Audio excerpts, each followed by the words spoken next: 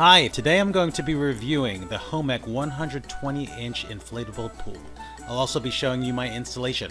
Hope you enjoy, and please subscribe. So Homech, Intex, and Sable all make a high-quality version of this pool. The reason why I decided to go with the Homech was not only did it have great reviews on Amazon, but I like the thickness of the sidewalls, and also the design of the drain plug seemed to be a little bit better. Now, I do love Intex, and they make high-quality products. I even bought one of their 6-person gray wood inflatable hot tubs. You can check out the review on our YouTube channel. But in this case, the Homech definitely won out, but only by a little. Now, the first thing we need to do is decide where we're going to put it. Shall we put it on our paver patio? Shall we put it on the grass? Or should I set it up on the wood of our covered deck?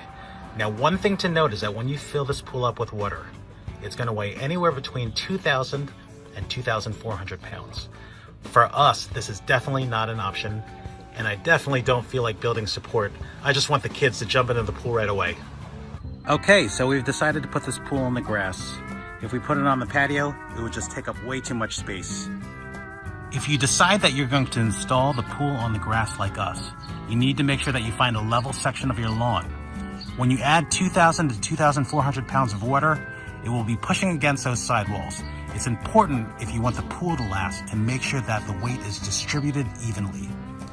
Now, if you don't have a lawn that's level, you can use some sand to level it off.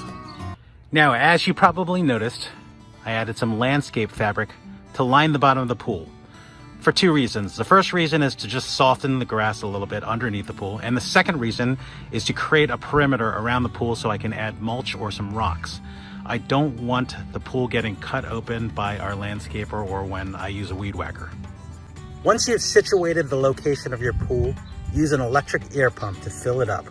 You can't blow this by mouth, it's going to take you all day. Also, make sure you don't overinflate. It should be slightly firm, but not too firm. Fill up the second chamber, fill up the third chamber. Remember, not too much air. It should be slightly firm, but you don't want your pool to pop.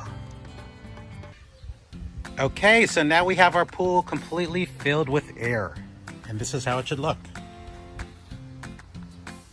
Here's another view. Now, in order to maintain the clarity and the cleanliness of the pool water, we're going to be using an Intex external pool filter. Please hit the subscribe button or check back at our YouTube channel so you can learn more. Okay, it's time to fill this thing up with water. Now, if your hose has been sitting in the sun for too long and it's hot, make sure you run the water for a little bit so that you can change the temperature of the water. That hot water could potentially melt the vinyl on your pool. Okay, so now I'm filling this thing up with water. Looks like it's gonna take a little bit of time. To help maintain the sanitary condition of the water, I ordered one of these chlorine dispensers over on Amazon for about $10. You can take a 1-inch tab of chlorine and put it in here and you just throw it in the water.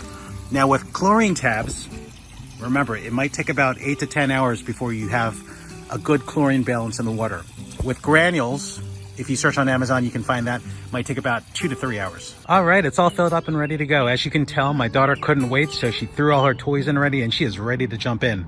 So, thanks so much for watching our video. Please hit the subscribe button.